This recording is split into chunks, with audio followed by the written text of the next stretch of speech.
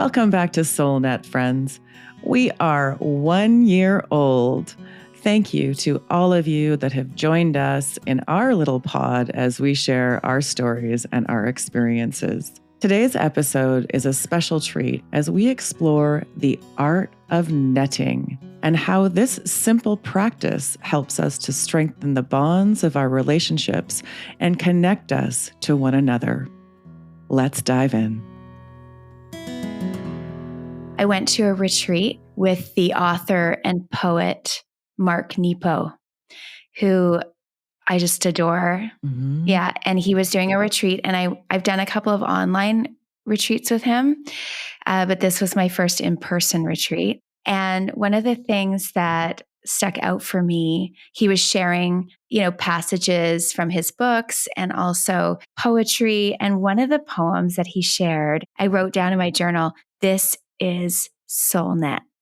And the poem that he shared, he was talking about community. He was talking about holding space and what that means for him. And he expresses through poetry. And so he calls holding space and standing and walking alongside each other, he calls it the art of netting. The art of netting. And I thought, okay, so I'm going to share this poem with you guys, and then we can maybe talk about the art of netting and soul netting. So it goes like this: the art of netting. This is how it works. I almost die. You're at my side. It's hard on you. And so your friend is at your side. Next month or year, it's you who falls into the crater. Then I'm there for you. And my old friend is there for me. This is how a net distributes the weight, how the net of hearts distributes the suffering. Even our dog climbing my wife's lap when she is crying is part of the net. Oh, thank you, Megan. Thank you, Mark Nepo. That's beautiful. I got a shiver up my spine from how relatable that is. Yeah. That's life. Right? It's life. And I wanted to share it with you guys because, of course, I thought about how we came together, and maybe we can talk about that for our listeners, like just how SoulNet, the title of our podcast, came to be. But also just really resonated because of where we're at in the world right now with the war, well, with so many wars. But it just felt like there's so much suffering. There's so much suffering. And I'm not sure, I'm just grateful that we have this space, because this is the net that Mark Nepo is speaking about, where we can hold space for each other. We come together to listen. For me, what that poem brings up in me is that I've always felt that an ideal relationship, whether it's kindred or intimate, best friends or your lover or your spouse or anyone we share our hearts with, is that we take turns. Yes. We take turns. That's what I love about that poem. And sometimes we take turns in moments or days, or sometimes it's years. Like in a marriage, I've noticed that sometimes someone will be the supporter for a period of time, a phase, a chapter, and then something happens and the roles can switch. And the roles are not black and white, but there's a lot of, gray in between. And then the supporter can become the receiver. And then the previous receiver can, expand capacity and provide that support. And that's what I love about this net. I feel like you guys, last November when I was going through a really difficult time with transitioning my mom and selling the home, that you were my net while I felt like I almost died, and my closest friends were my net, and my sons and my partner were my net. And now I'm catching my breath, and I'm the net for others. And it's just this symbiotic taking turns. Really love that. Oh, I love that too. I feel like that's a really beautiful example of also this divine feminine and the divine masculine, and that we are all as individuals, both expressions. And in these healthy relationships, it's these two-way tubules of it. Yes. Sometimes it might be me offering the hand. Sometimes it's me accepting and receiving the hand. Ah, yeah. Yeah. That is so true. beautiful. Yeah, I love that too. I feel like, and that too is like that taking turns. Like I think about, when you are the net for others and you're reaching your hand out. I think I am thinking in this moment about the importance of also accepting the hand. Yes. When you, like to your point, Dana, accepting others when you feel exhausted and depleted, like having an awareness to take someone else's hand. Yeah. Well, and I think is the lessons that we're here to learn as souls and as beings, as especially women, I think, or independent women, maybe. It's like, Yes. No, I can do it on my own. I don't need it. But we actually block someone else's growth by doing that, right? We deny them the opportunity to step into that giving nature of the feminine quality. Right. So it's not only always about us, it's about how we help our friends, strangers, lovers, whatever that is, grow as well. And if we block these beautiful channels one way or the other, we're never going to be that balanced state, right? That's right. Yeah. That's right. The other thing that Mark Nepo shared as well, and I'll share with you because it just reminds me, he shared these 4 vows. These 4 vows that he called were the endless vows. And I wrote them down as vows of humanity. But one of them is just being able to ask for help. Mm-hmm. Like being vulnerable enough to ask for help. The vows really reminded me of vulnerability, asking for help, also saying thank you. Like just being humble enough to say thank you to people when they do offer their help, and saying, I'm sorry. Mm-hmm. And the other vow is, I love you.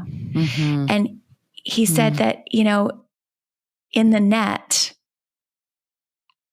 those 4 vows, like being vulnerable, to ask for help, to say thank you, to say I'm sorry, and to say I love you, to share your heart with others is so powerful. It reminds me a lot of the Ho'oponopono.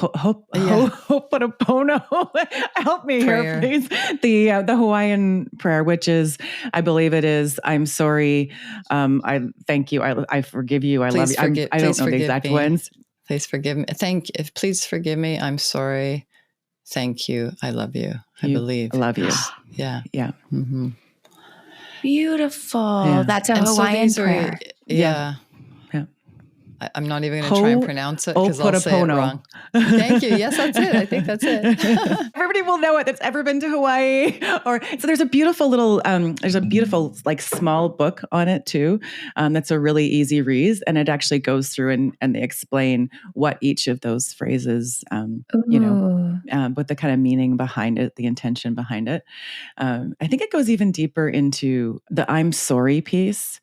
So I know a lot of us as a society, we tend to say, I'm sorry, but this happened. And it's not really an authentic I'm sorry. I'm sorry is humbly laying yourself before somebody without the excuses, without the traffic happened, the kids happened, this happened. It's just, I'm sorry. Yeah. You're so right. Like we want to make excuses. We want to explain ourselves so often. Mm-hmm. and persuade and convince others that there was good validation for whatever we're apologizing for.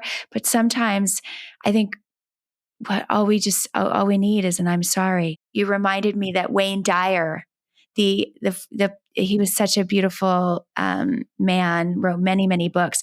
That was his prayer. His spiritual offering for many people was that prayer that you just offered. Thank you. It feels universal. Many cultures and healers come across this. It's like an energetic vibration of receiving and providing in those 4 sentences alone, because thank you is an offering, it's a provision. I'm sorry is like a humbling. It's kind of like Dana said, laying yourself on the ground vulnerably with no defenses. And I love you is an offering. So there's this, like in those 4 sentences, there's a couple that provide provision, and there's a couple that receive.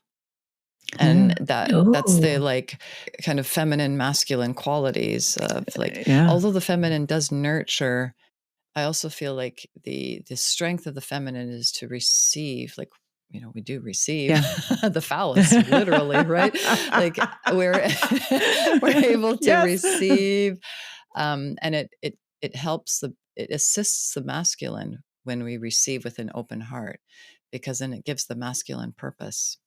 To like provide provision and protection and like all of that, not to get into, it's not about getting into old fashioned roles. It's just about seeing the qualities, because, we all have masculine in us, even if we're female, and males have feminine in them. And so just seeing our own yin yang inside of ourselves, and those complementary opposites within ourselves, if we're congruent with what's in our system in the moment when we're present, then we can be like authentic with what we're offering, whether it's a provision to a friend, if we're in the net of providing and provision, or if we're in the net of receiving and giving a gift to the provider, because it is such a gift for the provider when they are received with an open heart.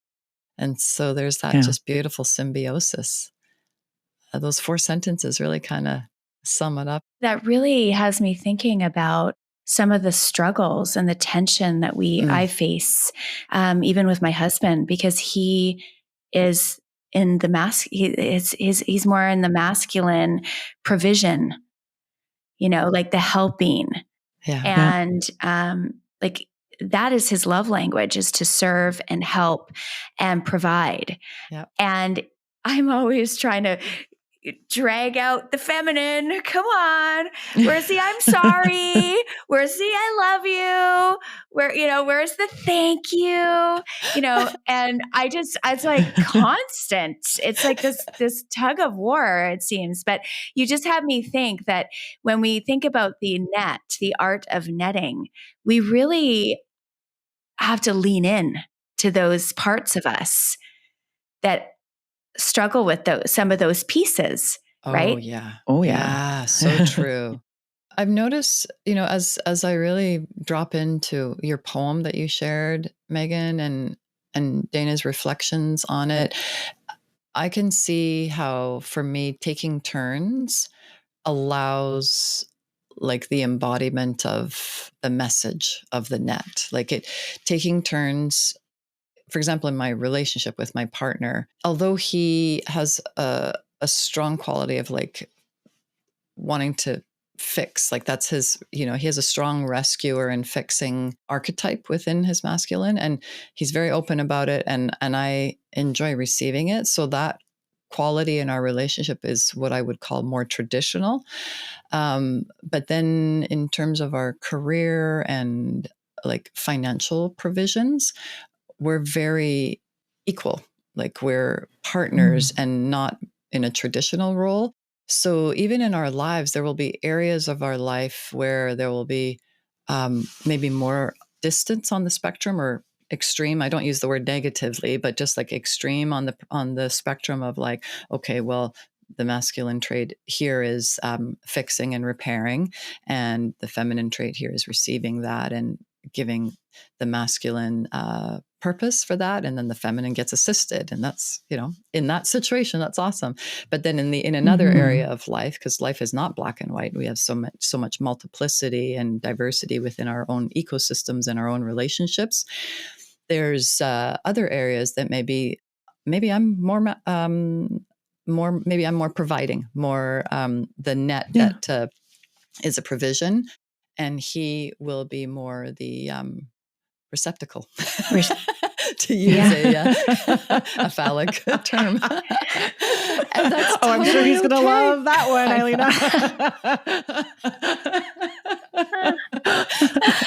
And that's totally okay, because in that area, we're like, hey, this is our arrangement for this area of the net, and it's okay.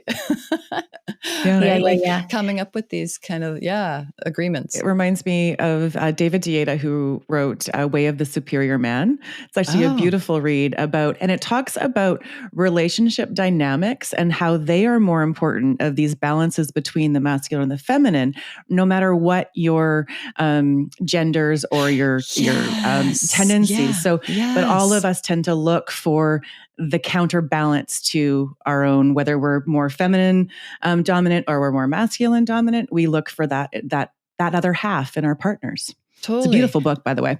We'll put that in the show notes for people.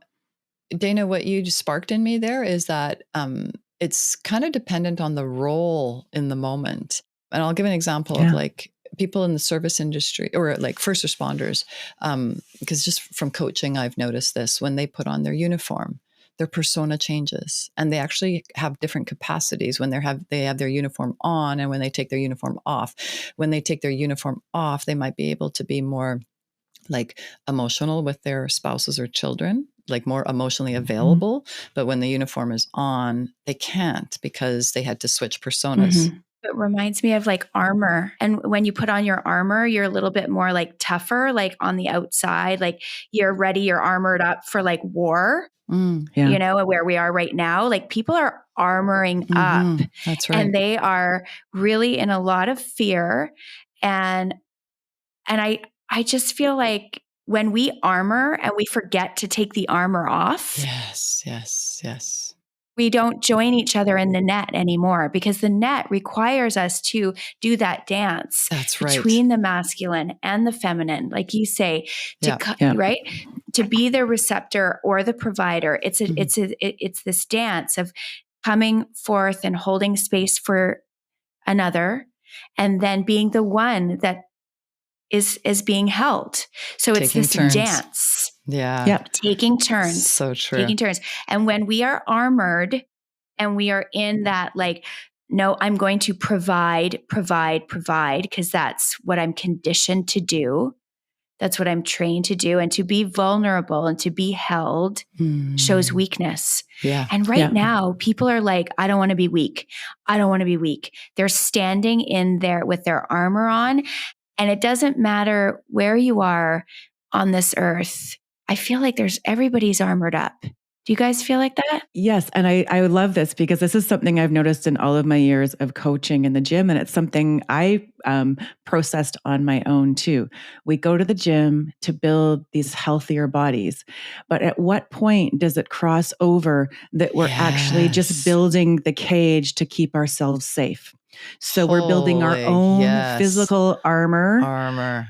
With these muscles and this strength, and there's nothing that's going to break in. Like, you can't come in these walls. And I've been there, and I've witnessed it in so many people. And it actually breaks my heart in the gym, because yes, we can be strong, we can be all these things, but we have to let in the softness, the suppleness as well. That's actually from a physiological perspective, that's the dance between muscular strength and then the connective tissue and those receptors from our nervous system to our cells that allows us to move freely within that muscular system.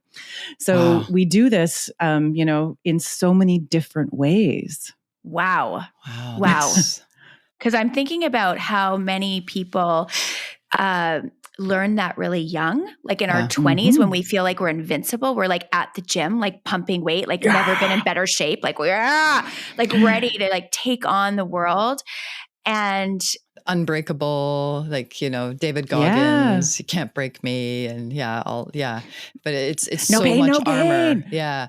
The excessive armoring prevents connection, Mhm. and it overuses the protecting personas of our psyche. And when those Yeah. like the protective aspects of our psyche are really important, they keep our families safe from the natural dangers that are inherent in the world, because the world is kind of half dangerous, half safe, I would say. But Yeah, that's fair. right? But anything out of balance, there's a lack of taking turns again. There's that lack of Yeah.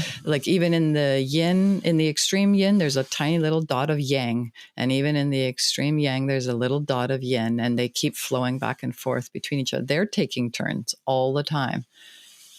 And that seems to be duality, is just being open to the tides. The tides come and go. They give, they receive, they give, they receive. And in each of us, there's the tides. So Dana, you just summed it up so beautifully with that description. I really love that. I liked your visual too of the yin yang symbol, Alina, because you've got, of course, the dots, but then you've got this fluid line in the center, right? It's not a straight line. It's not a divisive line. It ebbs and flows, right? Yes. Oh yeah, that's a good point. That's like the tides. I just put that together now, thanks to you sharing that. That's brilliant. Yeah, that's really, really beautiful. You're right. There's not a divisive line. And here in the net, that's how we keep things moving, right? We keep things moving by helping each other over those obstacles and around those obstacles. And we help each other move and flow. And instead of getting stuck on one side or another side. And we need each other. We really do. I feel into that right now with the divisiveness and the taking of sides that so many people are talking about during war. The need for people to say, well, are you with us or against us? that, it creates more division too. I notice as if being neutral is an offense, or holding space for all that exists, all the pain is an offense to not taking a side. It's very polarizing. The middle way. When it's right. Very polarizing when sides are required to be taken. I mean, that goes right down to a family too. Families have that too. When families experience divorce. Oh, for sure. And, I mean, this is what I noticed. I'll share a personal story in my own divorce. When things were so painful in the very beginning, and I was unable to resource myself in the beginning. Yeah, for our listeners, can you just elaborate on that? What it means to be unresourced in your system? Unsure of my own strength, purpose. Can I get through this? Feeling so hurt and betrayed and violated. And so I was in victim mode at the time. I needed people to take sides. It doesn't feel good to admit that, but at the time I needed it. It's real. And it was life was happening to me, not with me is the experience I had. And so I was in this recoil, and in recoil, we just need support. I needed the net. So I needed the net to lift me, so to speak, at the time. And it kind of did. It took place slowly. A net did come into my life. But at the time, I was in so much pain that it's I needed sides to be taken, because I needed to be validated. My victimhood needed to be validated at the time, because I wasn't able to validate my own self at the time. Well, I think this is true of people in big conflicts. Yes. Right? Yeah. They want to be validated. They want their experience validated. They want to be right. They want to be right. And because so, of pain. Because of pain. Yeah. Yeah. Mm-hmm. So can I ask you guys, what helps you out of that place and into that net where you start, then you don't need, maybe you don't feel like a victim. Maybe how do you move through that? What helps you, or what helped you? Several episodes. Yeah, totally. Well, I think part of it is a natural process for a lot of us, right? When we heal and we move through this, and for me, it was more around, I think my value coming out of my marriage was really, really low for a number of different reasons. And I had that breakdown moment too. I remember, I think I've shared before, I kind of had this year of serial dating. And then, because I was trying to find some validation outside of myself. And then I was living with my parents at the time. And I had this like breakdown moment in the middle of my bedroom where I just started like crying, that really guttural cry, and that this is not working for me. I am not finding happiness outside of myself. So, what am I going to do to pick up my pieces and build myself back up? And I think it is a natural process and it takes time. But we have to be present with what's going on within ourselves. And I think even just those recognitions of the simpleness of, am I feeling expansive in my life? Am I in constriction? Am I retreating? Like, what are those simple emotions? And when we can kind of latch on to the simple ones, it can be that stepping stone of like, it's the breadcrumb trail to the next step, to the next step, to the next step. And I found over time, I followed the breadcrumbs, and you start to, rebuild your life and your self-esteem, whatever it is. Oh, thank you. I appreciate that step by step. For me, it was showing myself that I was actually very capable.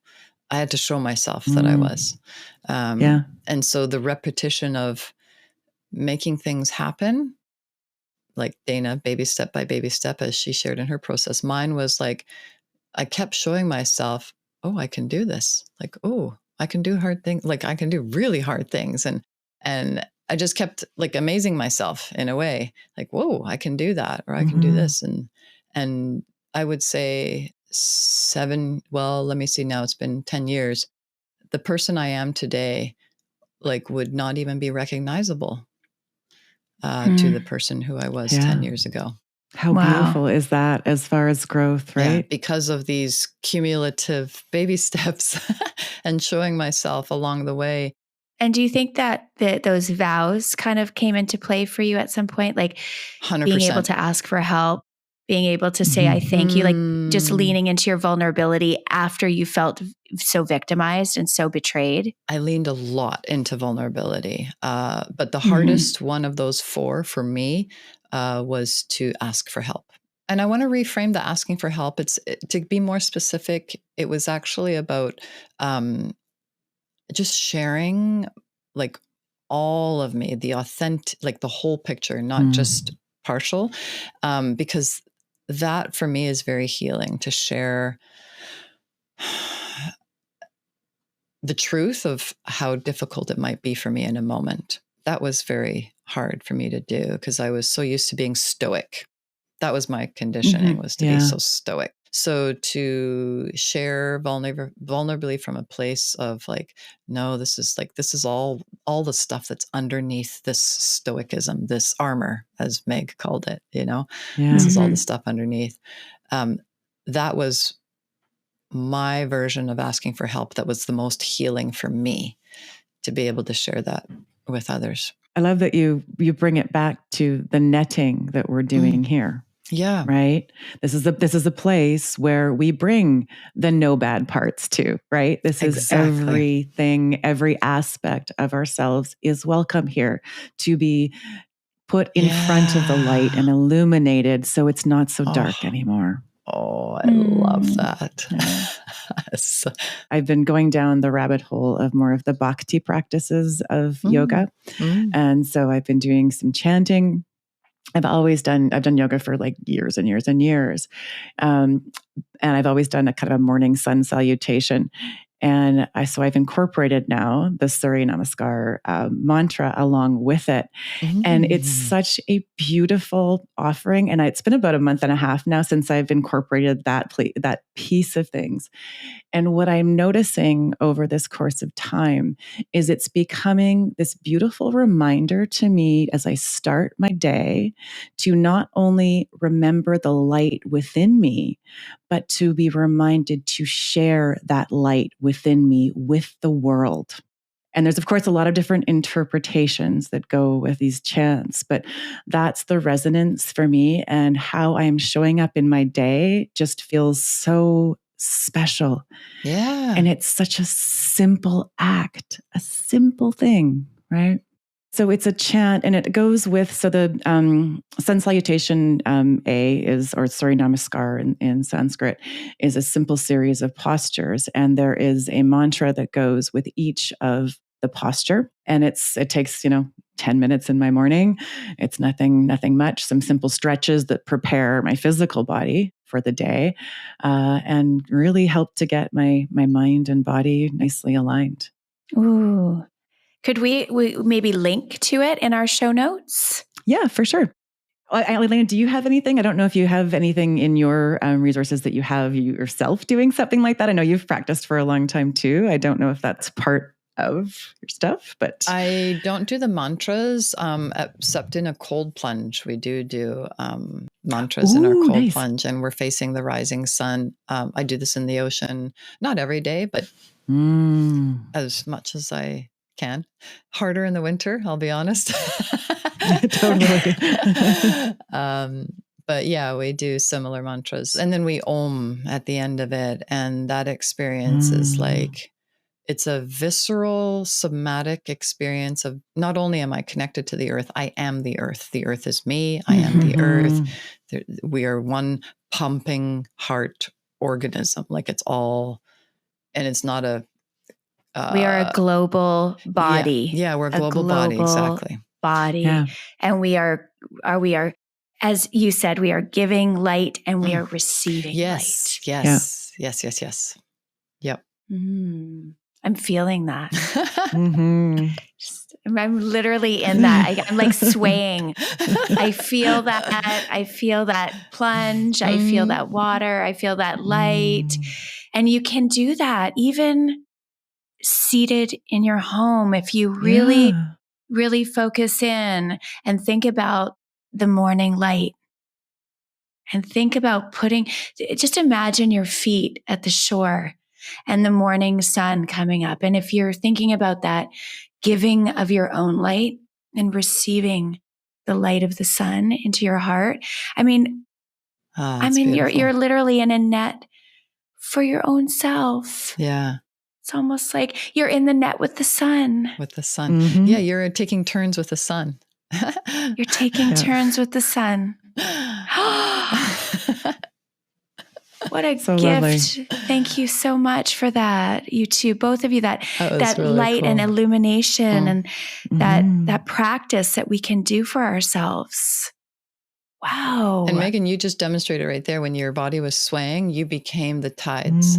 So you just embodied it. So every moment we have the opportunity to connect and like provide what's needed in the moment, or receive what's needed to be received in the moment. It's almost like the art of netting that is that ebb and flow and that dance and that give and take. And in the soul net and in our net, I think it's a safety. It's a place of safety where we can just be our authentic selves and bring our suffering, our worry, our what's on our heart, whether, whatever that may pain. Be. Yeah, whatever that may be, it's a safe place for us to be.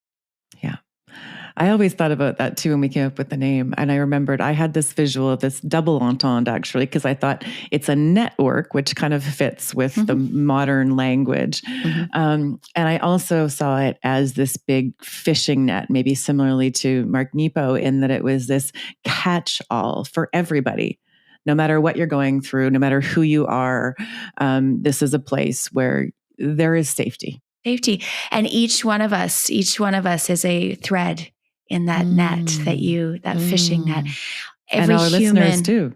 The listeners Everybody. That come in, right? The listeners that come in, the people that are joining. And each of us as a thread brings all of our experience and all of our history, all of our stories and our generational stories in that thread of that net. Mm-hmm. And we hold each other there.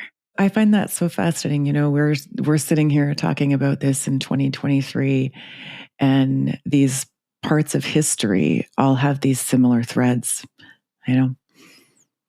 Exactly. Yeah, and we are. That's the net, the global net. It's just allowing ourselves to be vulnerable and to be the provider or be the receiver, and to take turns. And that is the art of netting. But I realized at that retreat, as I was taking notes and he was reading that poem, I thought of you guys. I thought of you.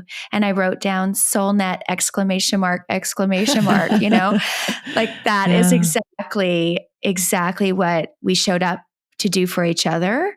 And we hoped when we were lighting our lights and gathering in the net that we would be, offering that to others. So in this time of suffering, global suffering, in this time of confusion, war means confusion. There was back in ancient times, like that's where it derives from. The word war derives from confusion.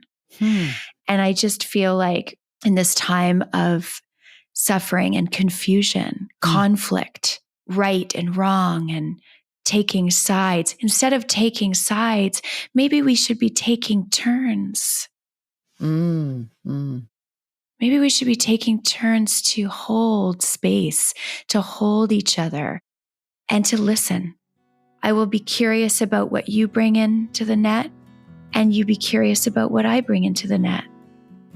And we hold it. We hold each other.